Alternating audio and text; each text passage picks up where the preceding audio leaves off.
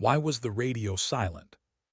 The thought pressed against Lieutenant mind like a hand against her throat. 3 armored Humvees crawled up a mountain road in Province, Afghanistan. Dust trailed behind them, swallowed by the thin, high-altitude air, and the engine's steady hum was the only sound that broke the emptiness. By now she should have heard voices crackling through the net. Reports, acknowledgments, something. Instead, nothing. Her jaw tightened. She pulled her tactical sunglasses down the bridge of her nose and scanned too quiet, too still. The village ahead should have revealed itself by now, but all she saw was jagged rock and the sun bleeding into the horizon.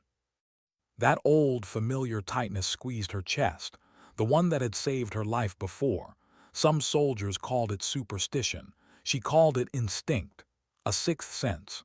The whisper that said, "Danger is here, even if you don't see it yet." She leaned forward. Johnson stopped the vehicle. The young corporal at the wheel flicked his eyes toward her in the mirror. His lips parted, hesitating. She wasn't yelling, not panic, just calm, sharp. That was worse. "Ma'am." "Now." The Humvee jerked to a halt, metal squealing. Engines rumbled behind them as the rest of the convoy followed suit. For a moment, silence pressed in, just the rattle of cooling steel, the faint crackle of radios. She said into her headset, "Call it in. Hawkeye 6, this is Ghost Lead, holding at checkpoint Delta. Something feels wrong, requesting aerial support. Over." "Static." "Ma'am, I can't raise them." His voice trembled from the back seat as his fingers twisted dials, chasing a signal that wasn't there. "Comms are." The world shattered. The first RPG slammed into the ground 10 meters ahead, fire and shrapnel ripping the air apart. The concussion knocked dust into the sky, blinding, choking. Before it could shout, the second rocket screamed into the last vehicle in the convoy. The explosion lifted its rear wheels into the air, dropping it down with a crunch of metal and screams. Ambush 9 o'clock high. Muzzle flashes stuttered from the ridge. Shadows sprang up like phantoms, voices shouting in Pashto. Automatic fire rained down, bullets hammering against the Humvee's armor. The sound was merciless, like a swarm of angry hornets hitting metal. 50 cal now. She was already moving. Door flung open, boots hitting dirt, heart pounding not with fear but with focus. She hit one knee, M4 raised, breath steady, sighted, fired. 3-round bursts snapped the air. One fighter went down, tumbling from the rocks. Another spun, blood misting the dust. A third lifted an RPG to his shoulder, lining up a shot at their position. "RPG, move." Her words ripped from her throat as she sprinted toward the rear Humvee where fire licked from its frame and wounded soldiers were trapped inside. She didn't think about the bullets snapping past, didn't think about the fire crawling closer to its ammunition. She thought only of men inside, men screaming, pounding against jammed doors. The RPG streaked overhead. It slammed into the dirt between vehicles. The blast hurled her against the slope. Rock tore into her arm. A white-hot blade of pain drove into her shoulder as shrapnel punched through flesh. Her ears rang. For a heartbeat, everything muted into silence, the world rocking in slow motion. She staggered up. Blood dripped down her sleeve, soaking into her uniform. Her left arm was gone to fire and agony, hanging useless, but her right hand still clutched her rifle, still steady. She planted her boots into dirt and fired. 1 round, 2, 3. She squeezed each trigger pull like it was a vow. One fighter collapsed. Another crumpled, sliding down the rocks, but more came, shapes rushing down the slope, shouts echoing. 7 no 8, shouted from the rear. His voice was strained, desperate, trying to pull wounded from fire. New conventional tactics said, "Stay in cover. Don't break formation." She also knew conventional tactics would let those men die. Her mind flicked to an image that stabbed her heart, her grandfather's voice, proud but teasing. "You're no bigger than my granddaughter. What are you doing in combat?" He'd laughed, but she'd felt the weight behind it. That silent question, can you really carry the weight? Now was the answer. She broke cover. Bullets churned dirt at her feet. One grazed her helmet, sending sparks across her vision. Another ripped through her sleeve. But she ran, lungs burning, teeth bared. She dove behind a boulder halfway up the slope, dirt and stone biting her palms. Her rifle barked, one fighter down, then another. A third man dropped his weapon, scrambling back up the rocks. She didn't follow. She pivoted, eyes locking on the last figure sprinting toward the Humvee. A grenade in his hand, the pin already pulled. Her rifle clicked empty. She holstered, drew her pistol. 30 meters, dust swirling, blood in her eyes, she exhaled. One shot. The man fell, the grenade tumbling from his fingers. "Grenade!" she screamed, voice raw. Adrenaline roared through her veins as she sprinted forward. Boots pounded. Her hand scooped the live grenade from dirt. She hurled it back up the slope, her arm screaming in pain. The explosion ripped rock into the air. Fighters scattered. Silence fell again, broken only by crackling flames and the groans of wounded men. Vision tunneled, black edged in. She stumbled, one knee hitting dirt. The pistol slipped from her grasp. Hands grabbed her, voices shouting, "Lieutenant, stay with us." Her eyes fluttered open long enough to see them alive, bloodied but standing. Behind the .50 cal, face streaked with soot but unbroken. The men alive, the convoy not destroyed.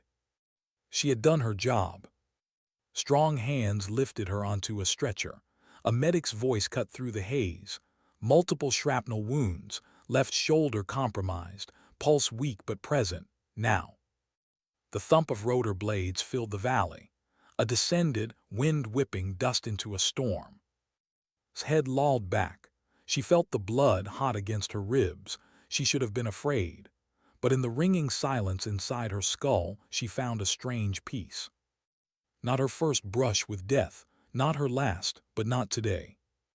Darkness swallowed her as the stretcher tilted upward. Somewhere she thought she heard her grandfather's voice again, not laughing this time, just quiet, just proud. What did it mean to wake up knowing you weren't supposed to exist?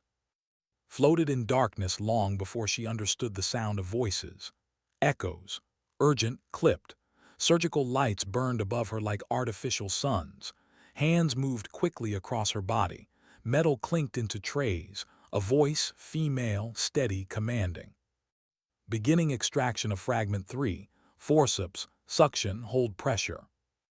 The words didn't belong to her. They belonged to the surgeon standing over her broken frame. Jagged steel was being pulled piece by piece from her shoulder, dropped into a basin already half full of twisted shrapnel. Each fragment was a sliver of the ambush, a reminder carved into her flesh. "How is she alive?" someone muttered. The surgeon didn't look up, because she's too stubborn to die. Drifted, her body floating somewhere between earth and oblivion. Her mind cracked open in flashes, the blast, the grenade, the screams of men who would have been dead if she had hesitated. Pain anchored her, not the sharp kind, not anymore. This was deeper, primal, a throb that made time lose meaning. "Vitals stabilizing," another voice said. "Blood pressure low but holding, keep pushing fluids." Her body wanted to stop fighting, but something, maybe pride, maybe anger, maybe the sheer refusal to give her enemies the last word, kept her tethered. Hours later, when the world finally dimmed into silence, she thought she heard someone whisper, "She'll carry the scars for life, but she'll fight again." Scars, yes, they were already part of her. But when she opened her eyes days later, lieutenant, decorated officer, survivor would already be gone. 3 years later, a bus rolled into Fort Benning, Georgia. The air was crisp, autumn sharpness biting at the lungs. Soldiers stepped off, duffel bags slung over their shoulders. Among them, one woman looked no different from the rest. Her uniform was regulation perfect. Her hair tied in a bun so neat it looked sculpted. Her steps were measured, not hurried, not slow. the pace of someone who had learned to move without drawing unnecessary eyes. The name stitched across her bag read, Morgan R. But her eyes gave her away, too sharp, too restless. They scanned constantly, never missing movement, never settling. The eyes of someone who had been hunted before. Inside the administration building, a staff sergeant barely looked up. "Private Morgan, Colonel, expecting you. Last door on the right." Nodded, straightened her uniform, and walked the hall. Her boots tapped against polished floors, each step deliberate. Every movement was a performance, a mask she had practiced for years. She knocked. "Enter." The office belonged to Colonel James. 55, broad-shouldered, posture like steel. His eyes were gray, sharp with decades of reading battlefields and the people who walked them. Came to attention. "Private First Class Morgan reporting for duty, sir." Looked up from her file. His gaze lingered, searching her face. For a second, just a second, something flickered there. Recognition, suspicion. Then it was gone. "At ease, Private." She shifted to parade rest, hands behind her back, chin level, a picture of military precision. He flipped through the papers. Transferred from Fort Jackson, training instructor. Why the change? "I'm seeking new challenges, sir." His eyes narrowed. Most would say training recruits is challenge enough. "I'm not most people." The words hung between them, heavy. Leaned back, watching her. His stare wasn't just evaluative. It was dissecting, as if he were peeling away layers she desperately wanted to keep hidden. Finally, he set the file down. "There's something about you, Morgan. Something I can't place. You have the eyes of someone who's looked death in the face. Not the kind of eyes I expect to see in a file marked non-combat." Didn't flinch. "My father was military. Maybe I inherited it." Didn't smile, didn't nod, just studied her a beat longer. Then, "You'll be assigned to Bravo Company, deployment in 6 months. Report to Sergeant Blackwood, dismissed." She saluted, "Yes, sir." But as she left the office, her pulse quickened. Saw too much. She had to be careful. Her new barracks were small. 1 bed, 1 desk, 1 locker, standard. But as soon as the door closed, let out the breath she'd been holding. From the bottom of her duffel, she pulled a wooden box, carved, polished smooth. She set it on the desk and opened it carefully. Inside, nestled in velvet, were 5 purple hearts. She traced them with her fingertips, each one earned with blood, each one from a mission that didn't exist. And at the bottom, loose and dangerous, was a piece of metal that didn't belong anywhere outside a vault. The insignia of Joint Special Operations Command. She stared at it for a moment too long, then quickly tucked it back, sealed the box, and hid it deep inside her locker. She glanced at the mirror on the locker door. For a heartbeat, she saw her old reflection staring back, Lieutenant, battle-hardened, haunted, alive. Morgan blinked and the ghost vanished. The shooting range crackled with rifle fire. Bravo Company sprawled in prone positions, eyes fixed on distant targets. Sergeant Michael Blackwood stalked the line. He was older, weathered, his limp betraying a piece of shrapnel left behind in. His voice carried authority that didn't need volume. He stopped behind. She fired 3 rounds in quick succession. Through his binoculars, Blackwood saw the impossible. 3 perfect centermass hits, 300 meters out. "Not bad, Morgan," he said evenly. "Where'd you learn to shoot like that?" Rolled onto her side, rifle safe. "My father taught me, Sergeant. He was a marksmanship instructor." Was he now? His tone suggested doubt. "Show me standing position." She rose smoothly, rifle steady, body balanced with unconscious perfection. But Blackwood noticed what she didn't mean him to. The subtle lean, the weight on the balls of her feet, the elbow tucked just so. These weren't basic rifle stances. These were sniper techniques, advanced, specialized. "Adjust your left elbow down 2 inches, he ordered, testing her. She corrected instantly, not the way a trainee would. but the way a veteran operator would. Blackwood's eyes narrowed. Interesting, not what they teach at Fort Jackson. Froze, a mistake. She forced a smile. I've been experimenting, feels better for my body type. Uh-huh. He moved on, but the doubt lingered in his eyes. Later in the mess hall, she sat across from Sergeant David Carter. He was fresh from Afghanistan, telling younger soldiers about firefights and ambushes. His voice carried both pride and grief. "The valley," he said, shaking his head. "That place is a graveyard. We lost Martinez and Jeff in the first week. Sight lines are terrible from the west approach." Spoke without thinking. "The eastern ridge is better cover, shepherd paths. You can avoid most overwatch that way." Silence fell at the table. Carter frowned. "How would you know that? I thought you were stateside your whole career." His heart skipped. She forced her voice steady. "I had a friend in the 10th Mountain Division, wrote me about it, said it was vital terrain knowledge." Carter nodded slowly, satisfied, but Blackwood was at the next table. His eyes met hers. He had heard. Another mistake. She excused herself early, retreating to the privacy of her quarters. 2 slips in one day, too many. At this rate her cover wouldn't last the week. She sat on her bed, head in her hands. The truth clawed at her throat, was dead. Morgan was supposed to be ordinary, stay ordinary. But the ghosts never stayed buried. That night she dreamed of helicopters, of gunfire, of the ghost team. She bolted upright, soaked in sweat, her chest heaving. It wasn't a dream. It was memory, a mission, a betrayal. She buried her face in her hands. For years she had run from that life, but the war inside her had followed. And in the silence of her barracks, one truth echoed like a drumbeat. No matter how carefully she hid, the past wasn't finished with her. Why did the dream feel more real than the barracks walls around her? Jolted awake, sweat soaking through her t-shirt, her chest heaving as though she had sprinted miles. The image lingered in her mind, ghost team rappelling into darkness, the explosion, the screams. She rubbed her face with shaking hands, trying to push the memory back where it belonged. But memories like those never stayed buried. Her watch glowed in the dark, 2:17 hours. Still hours until morning formation. She reached for the water bottle at her bedside, gulping half of it, but the tightness in her chest didn't ease.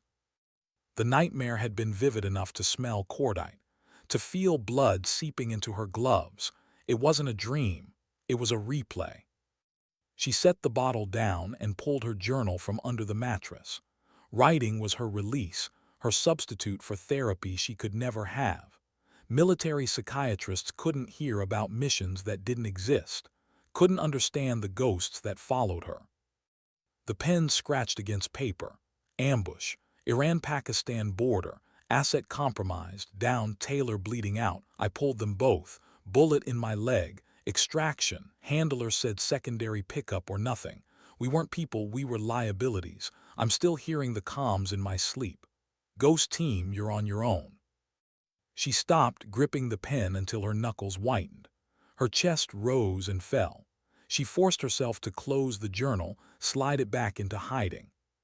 The silence of her barracks pressed heavy. She whispered aloud just to hear a human voice. "You're Morgan now, just..." But she didn't believe it. The next morning she ran with the company.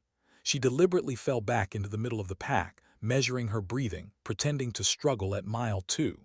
Her legs wanted to fly, to leave the others behind, muscle memory from years of running with 50 pounds on her back through hostile valleys. But Morgan couldn't be exceptional. Exceptional drew eyes. Eyes led to questions. Questions led to truths she couldn't afford. During combatives drills, she sparred with Private, stocky, aggressive. He came at her with clumsy force. She let him pin her arm twice before rolling out with basic textbook moves. Enough to seem competent, not enough to reveal what she actually knew. "You're good," Morgan said afterward, wiping sweat. "Better than most." "Just the basics," she replied. But as he turned away, she flexed her hands, feeling the phantom weight of techniques she hadn't used in years. Techniques designed to end fights before they began. She could dismantle in 5 seconds flat, but Morgan couldn't know those things.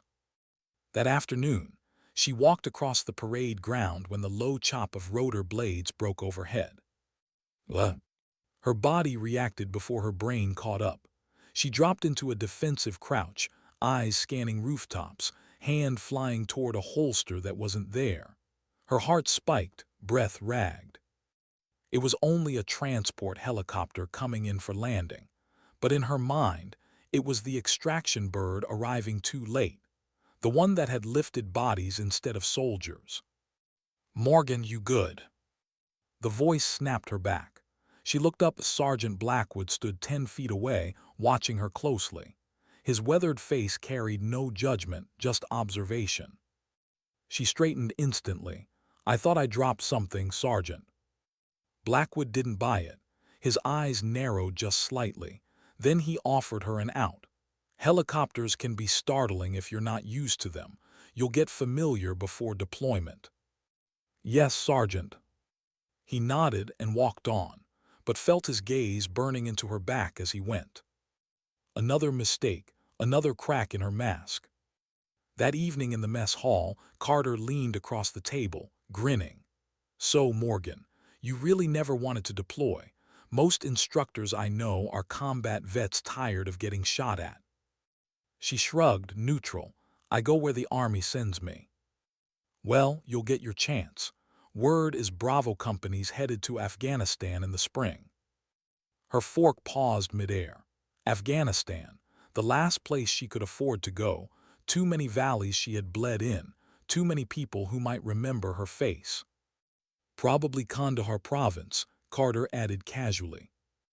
Another private chimed in, "Hurts mostly now." "Not from what I saw," Carter said, shaking his head. "That valley is still a meat grinder. We lost more men there than almost anywhere else." A younger soldier leaned in, voice hushed. "I heard about Operation Valiant Guardian. Black Ops team in, took out some high-value target. No one ever proved it, but—" Stomach nodded. Valiant Guardian had been Ghost Team's first mission there. A mission no one outside the highest clearances should know about. "That's just rumor mill garbage," Carter snapped. "If it was top secret, how would you know?" The specialist flushed. "My brother, at CENTCOM, said they sent in a unit that didn't officially exist, got the target but stirred up hell for everyone else." Forced herself to chew, to swallow, though the food tasted like ash. That had been her team, her mission. The fallout hadn't been in her briefings. "If your brother, talking about classified ops, he should be court-martialed." The voice cut through the table chatter. Blackwood, standing right behind them. The specialist froze. "Sorry, Sergeant, won't happen again." "Finish up. Night exercise 2100 hours." As the soldiers muttered compliance, felt it, Blackwood's eyes on her again. Watching, measuring, like he was waiting for her to slip. The night training exercise began under starlight. A mock village, empty streets, plywood doors. Bravo company split into teams.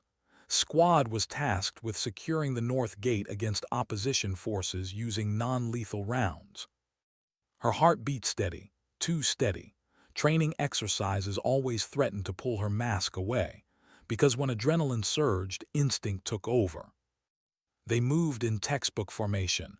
Carter signaled her forward. "Take point, Morgan."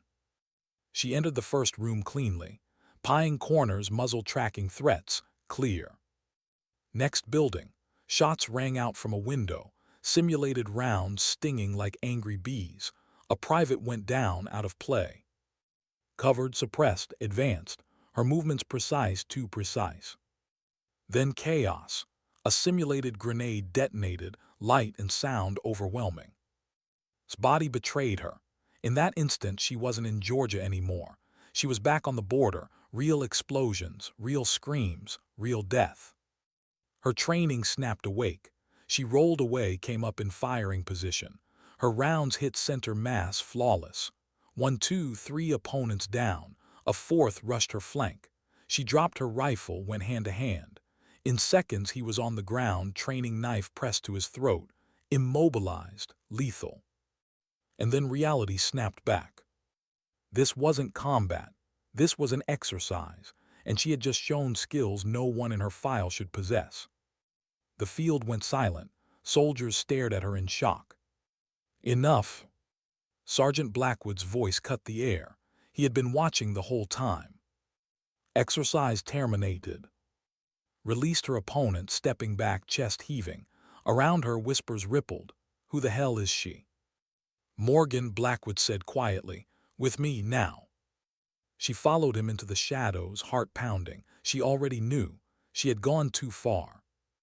What the hell was that? He demanded, his voice low but dangerous.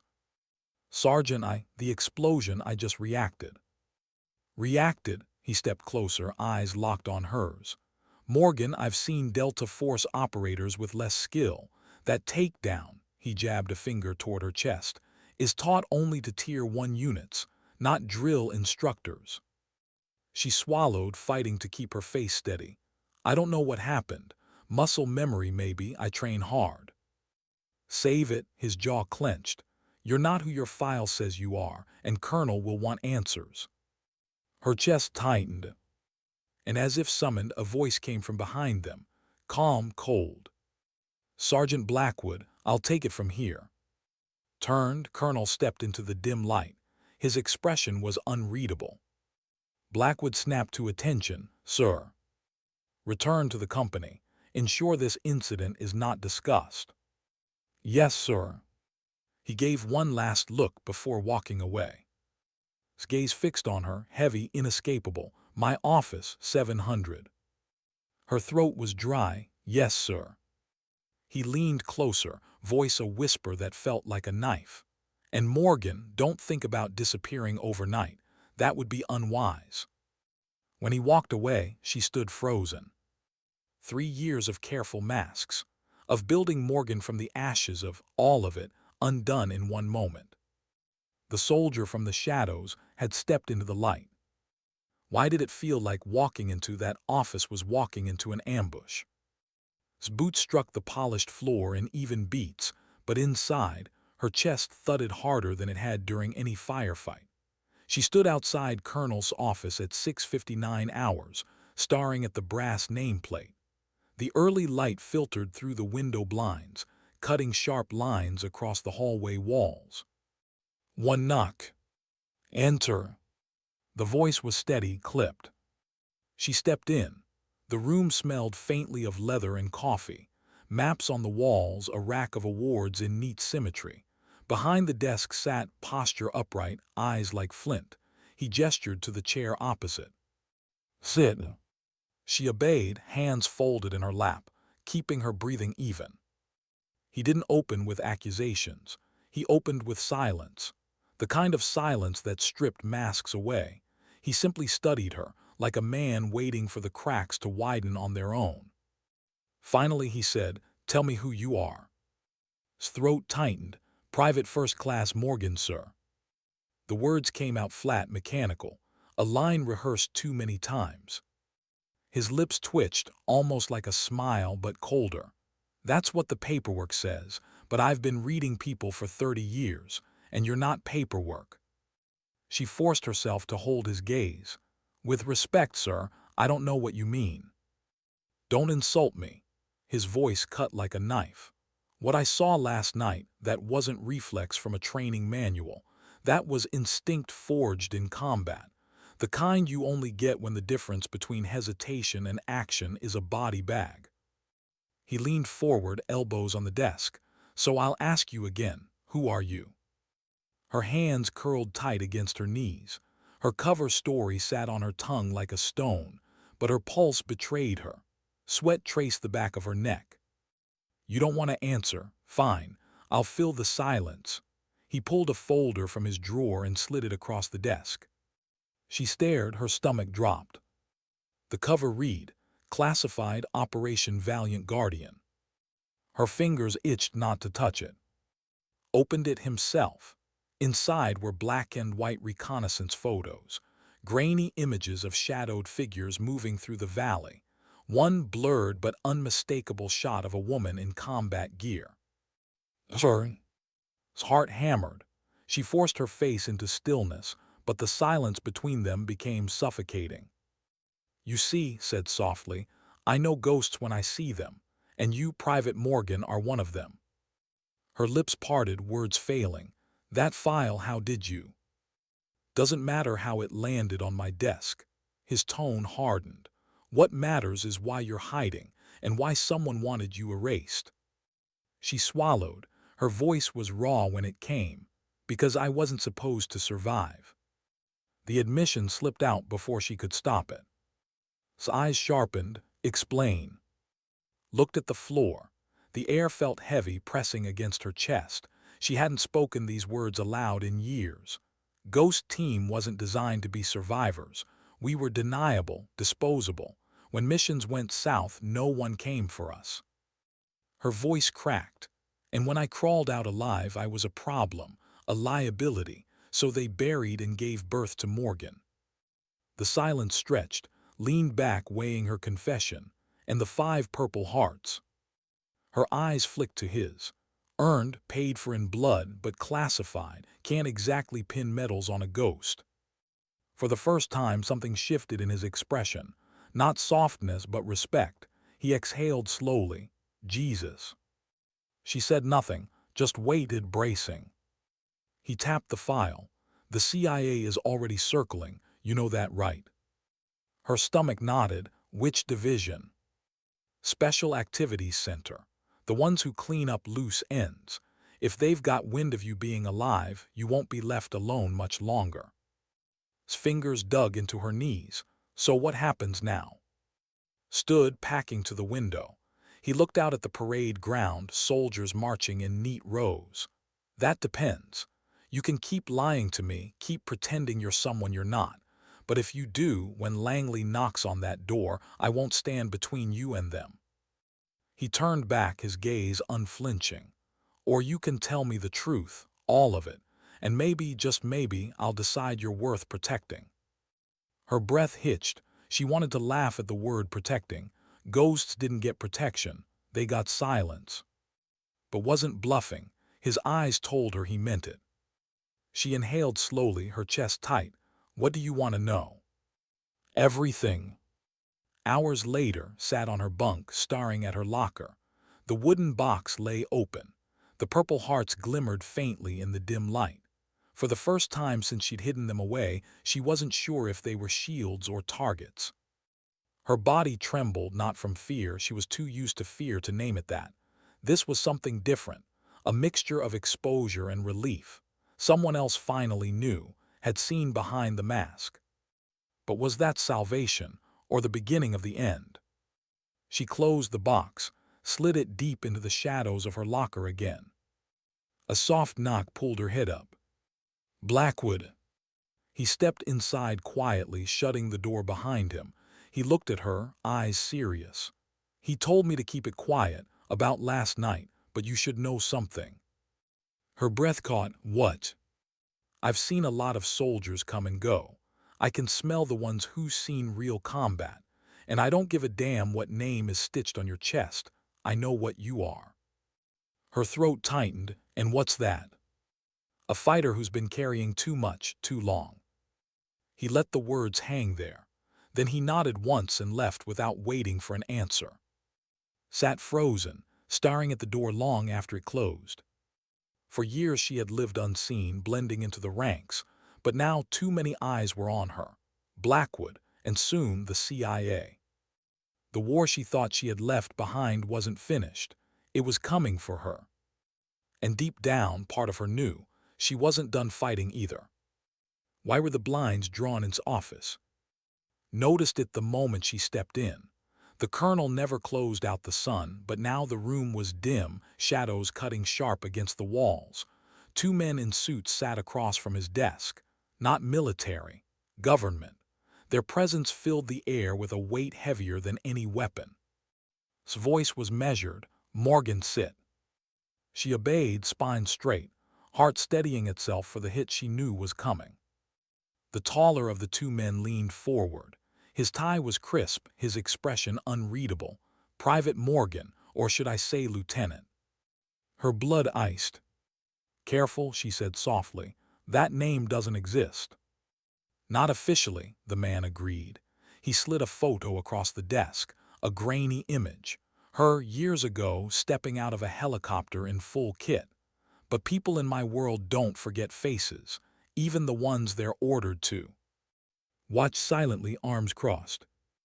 The second agent spoke now, his tone smoother, almost sympathetic. "You survived 5 operations that should have been death sentences. That makes you unique, Lieutenant. Valuable. The agency doesn't like loose ends, but they like useful ones." His jaw tightened. "So which am I?" "That depends on you." The taller agent opened a folder. Maps, satellite images, a compound circled in red deep in the mountains. "There's a target, former asset gone rogue. He knows things he shouldn't. He's selling them to the highest bidder. We need him neutralized before he compromises operations. Normally, we'd send a team." He slid the folder closer. "But this time we want you." Stomach twisted. "You mean you want a ghost, someone deniable, disposable?" The second man spread his hands. "You've played that role before. You're good at it." Her chest burned. Anger threatened to boil over. "Disposable, always disposable." His voice cut through. "And if she refuses?" The taller agent didn't hesitate. "Then Morgan will be dishonorably discharged for records and will be erased a second time, this time permanently." The silence was suffocating. Stared at the folder, her reflection warped in the glossy photos. She felt the old weight pressing down again, the trap she'd never escaped. Her voice came low, almost a whisper. "Why me?" The smooth agent leaned forward. "Because no one knows how to survive like you, and because you've been there before. Helmand, you understand the ground, the people, the silence before the shot. You know what it means to walk in as a shadow and leave as nothing." Her throat tightened. Memories bled in. Last breath, Taylor screaming in the dark, the radio silence when Ghost Team was abandoned. She clenched her fists. Watched her carefully, his face unreadable. But she caught the faintest flicker in his eyes, regret or warning. Finally she exhaled. "If I do this, it's on my terms." The taller agent arched a brow. "Your terms?" "No handlers whispering in my ear, no second-guessing in the field. You want me, you get me raw. Otherwise you'll be retrieving another body from another valley." The agents exchanged a glance. Then the smooth one nodded, agreed. She stood, her hands trembled but her voice was iron. "Then I'll need a rifle, the rest I'll handle myself." That night back in her barracks, sat on the edge of her bed, staring at her locker. She pulled out the wooden box and opened it slowly. The purple hearts gleamed in the low light. Tokens of survival, of blood traded for silence. Her hand hovered over them. They weren't medals to her, they were gravestones. For each one a friend gone. For each one a piece of her soul stripped away. Her reflection in the locker's mirror caught her eye. She saw herself not as, but as something in between. Someone fractured, stitched together by duty and lies. She whispered to the empty room, "What am I still fighting for?" No answer came, only the hum of fluorescent lights overhead. The next morning, Sergeant Blackwood found her on the range. Alone before dawn, firing round after round into paper targets.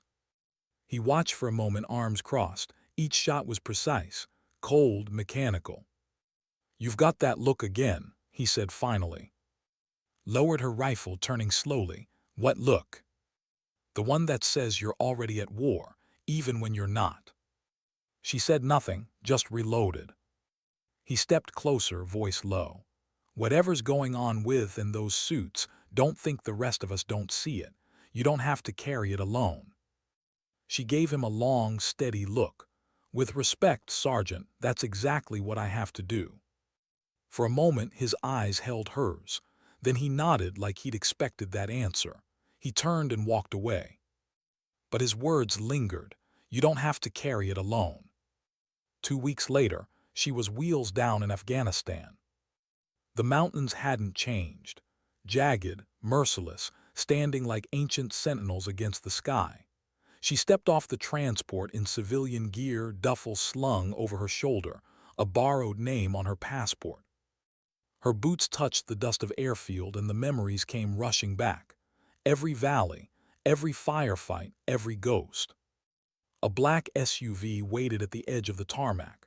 The smooth agent sat in the back, sunglasses reflecting the bright sun. "Welcome back," he said, "or should I say welcome home?" Slid in without a word. The ride was long, silent. The mountains rolled by, unforgiving as ever. The agent finally broke the quiet. "Your target is holed up in a compound near the border. Heavy security. He's expecting a team. He won't expect one ghost." Stared out the window, her voice was flat. "And when I'm done, then you disappear again." She almost laughed, bitter. "That's all I've ever done." That night she cleaned her rifle in silence, piece by piece, motion so practiced it was prayer. Her hand paused on the scope. In the glass reflection she saw her own eyes, hardened, hollow. She thought of Blackwood, of the soldiers who had started to see her. People who didn't know, but had begun to believe in Morgan.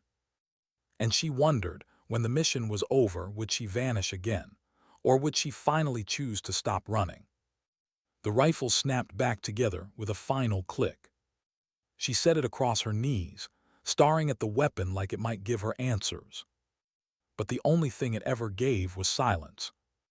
And tomorrow, silence was all she would have to carry into the valley again. Why was the compound so quiet?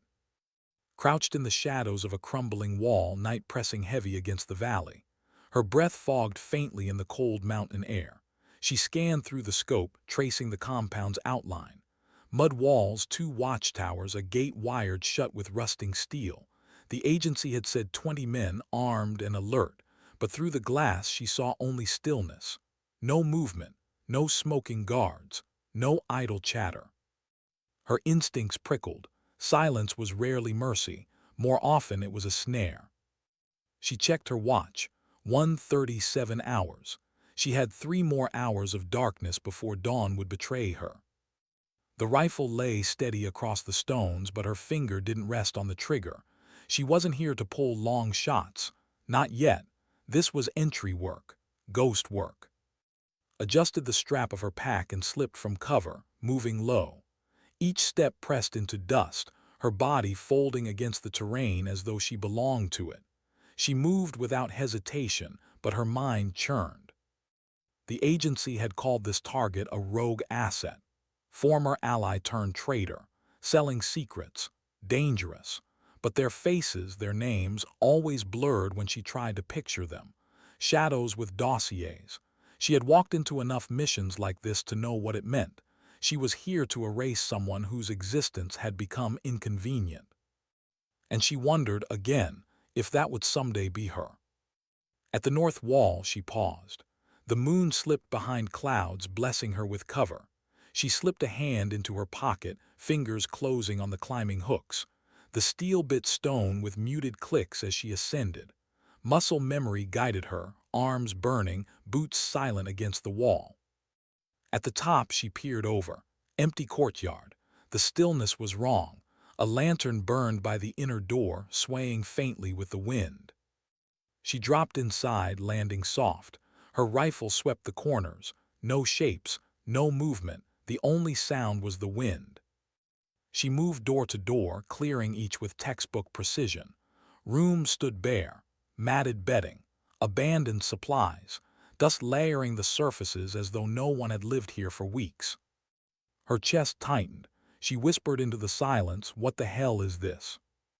A whisper of gravel behind her snapped her rifle up. But it wasn't a guard. It was a child. Thin, barefoot, no older than 12. His eyes wide, terrified.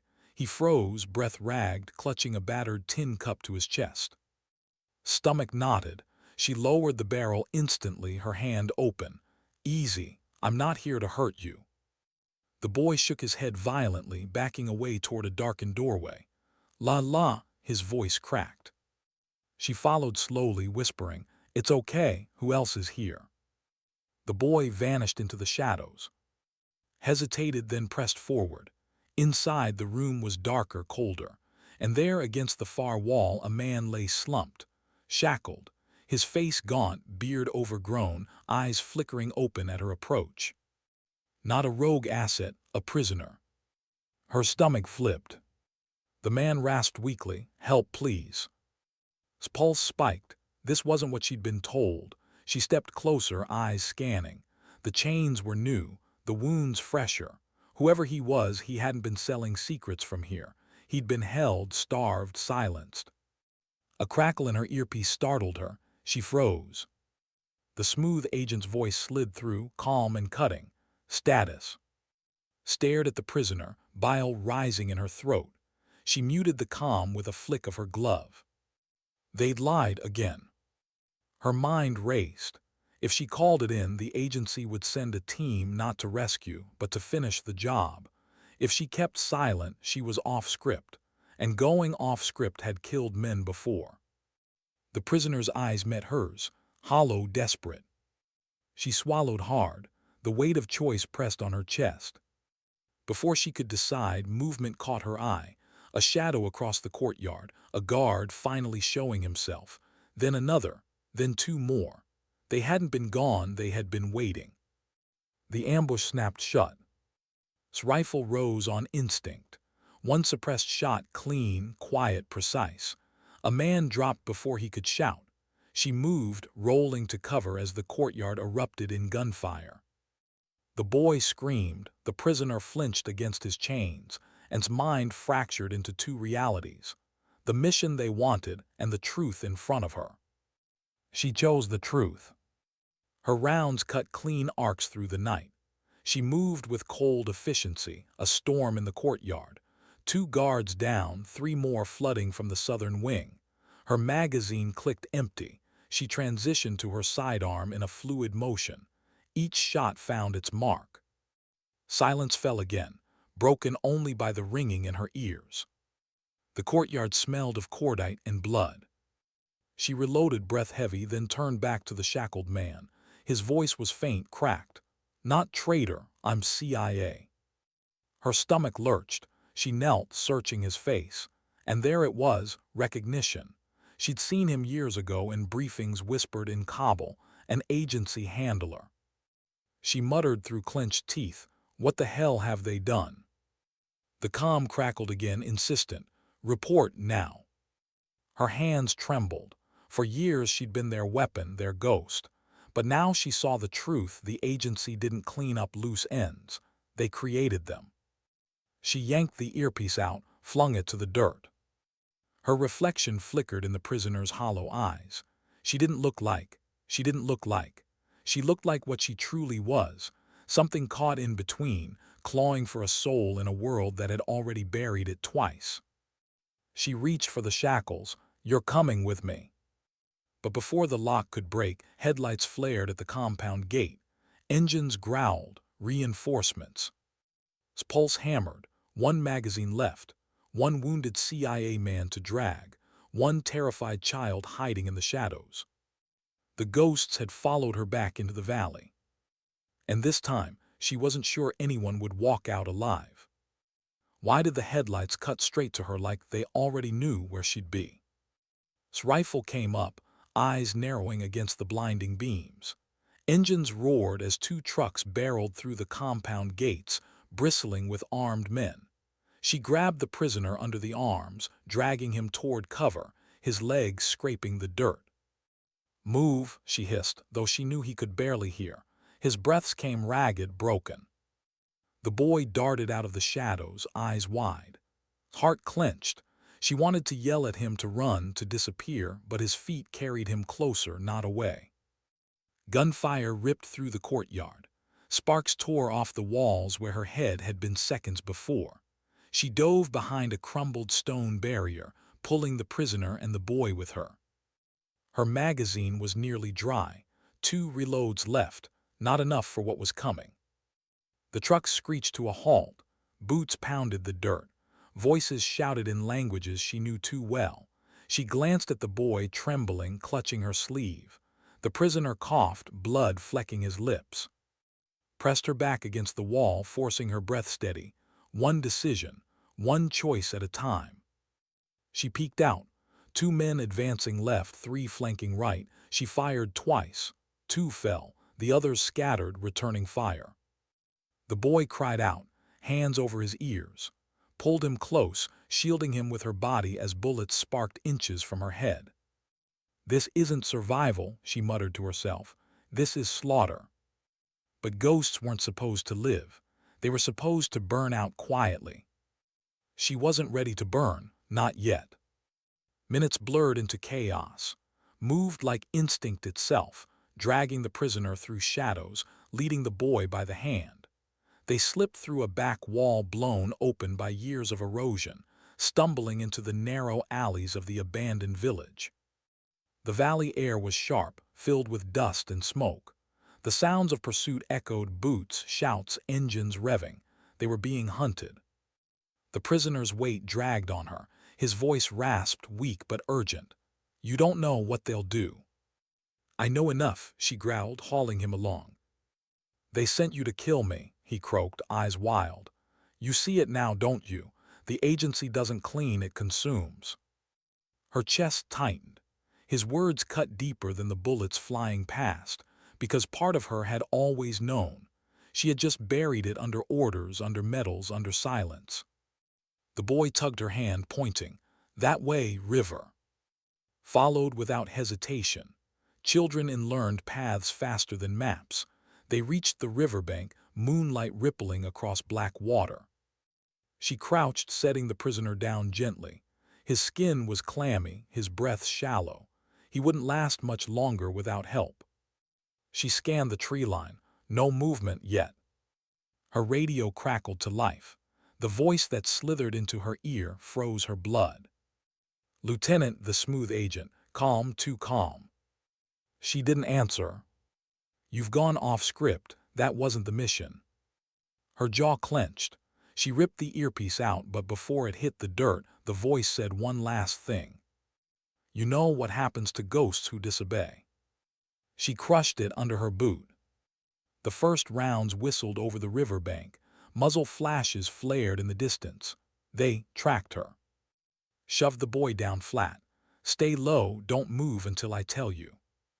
He nodded, tears streaking his dirt-stained face. She rose into a crouch, rifle steady. Her shots cracked across the river, precise arcs of defiance. 2 men dropped. Another cried out, but there were too many. Her last magazine clicked empty. Silence, heavier than gunfire. She dropped the rifle, pulling her pistol. 12 rounds. She counted each in her mind like heartbeats. The shadows closed in. And then headlights cut through the trees. Black SUVs. Not insurgents this time. Government issue. Blood ran cold. The agency. Doors flung open. More men in black poured out, rifles trained. Their movements weren't sloppy. They were precise, professional. They hadn't come to save her. The prisoner coughed, his voice ragged but bitter. They came to finish it. His pistol wavered between the 2 groups converging on her, insurgents across the river, CIA operators flanking from the trees.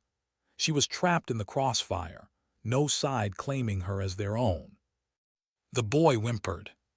His mind fractured into sharp clarity. She had only one priority, not survival, not vengeance, not orders. The boy. She grabbed his face, forcing his wide eyes on hers. "Listen to me. When I say run, you run. Don't look back, no matter what." He nodded, sobbing. She stood, pistol raised, shoulders squared. The valley's echoes swallowed everything but her own breath. One of the CIA men shouted, "Stand down, that's an order." Her laugh was bitter, sharp. "You don't give orders to the dead." She fired first. The night exploded into chaos. CIA muzzles lit up. Insurgent fire raked from the river. moved like lightning, dropping low, firing, rolling, dragging the boy behind a broken log. Her pistol emptied, she drew her knife. A CIA operator rushed her flank. She met him head-on, blade flashing. He fell without a sound. Another came. She ripped his weapon free, turning it back on his brothers. For every man that fell, 3 more rose. The weight was crushing, but fought like someone who had already died once and refused to die again. The prisoner shouted weakly, "Go, leave me." His chest cracked with rage, not leaving anyone this time. Bullets chewed the dirt around her feet. She scooped the boy into her arms, sprinting through the chaos. Her lungs burned, her legs screamed, but she didn't stop, not until the forest swallowed them whole. Hours later, dawn broke pale and cold over the mountains. Crouched in a shallow cave, arms wrapped tight around the boy, rifle stolen from the CIA pressed across her lap. Her clothes were soaked with blood, some hers, most not. The prisoner hadn't made it. She'd heard his last breath fade against the riverbank. The boy had watched her close his eyes. Her chest ached with guilt, but there was no time to mourn. Outside, distant engines growled. The hunt wasn't over. The boy leaned into her, voice small. "They'll find us." She looked down at him, her heart fracturing. "Then we'll keep moving, one step ahead, always." For the first time, she wasn't running for herself. She was running for someone who deserved to live. And deep in her chest, a new thought burned. Maybe she wasn't just a ghost anymore. Maybe she was something more dangerous. Something alive. How long could someone run before the world decided to stop them? Pressed her back against the cave wall, dawn's pale light bleeding in through the jagged mouth of stone. The boy slept curled against her side, his chest rising and falling in shallow rhythm, exhaustion finally claiming him. She brushed dirt from his hair, her eyes fixed on the tree line outside.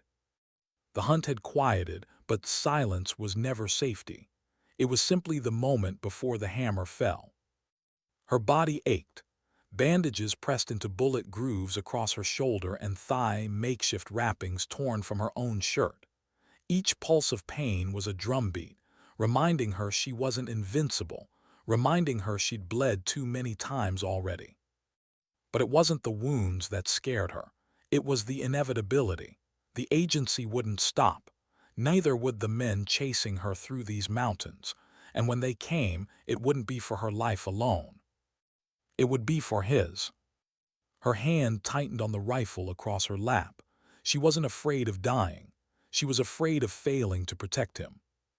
The boy stirred, eyes fluttering open. "We can't stay." Shook her head gently. "Not here, they'll find us." His lips trembled. "Then where do we go?" She hesitated. There was nowhere, not really, but she forced her voice steady. "We go forward, always forward." He nodded, trusting her. The weight of that trust pressed heavier on her chest than any rucksack she'd ever carried. They moved at first light, across ridges and dry riverbeds, weaving through goat trails that only locals ever knew.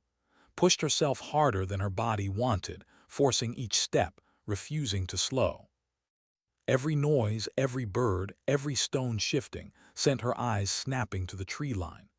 Shadows seemed to stalk her, though she couldn't tell which belonged to men and which belonged to ghosts.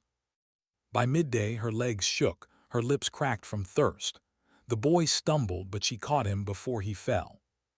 "Just a little further," she whispered, though she didn't know if it was true. The valley stretched endlessly before them, mountains jutting like jagged teeth. No helicopters, no rescue, just silence broken only by their own breaths. But then faintly an echo rolled across the ridges. Engines, vehicles. Her blood chilled. They'd been found. The ambush came swift. A crack of rifles from above, dirt spitting at her boots. She shoved the boy into a ditch, rolling beside him, covering his body with hers as bullets tore the earth. Shouts echoed down the ridge. Armed men poured across the rocks, not locals, not insurgents. CIA black ops. Their weapons gleamed regulation perfect. Their movements were surgical. One man's voice cut through the chaos, "Surrender now." Her teeth ground at the name, had been buried years ago, and Morgan was never meant to exist. She shouted back, voice raw, "You'll take me over my dead body." The answer came sharp, cold, "That was the plan." The boy whimpered beneath her, clutching her arm. She kissed his dirt-stained hair quickly, then pulled him up. "Run to the tree line.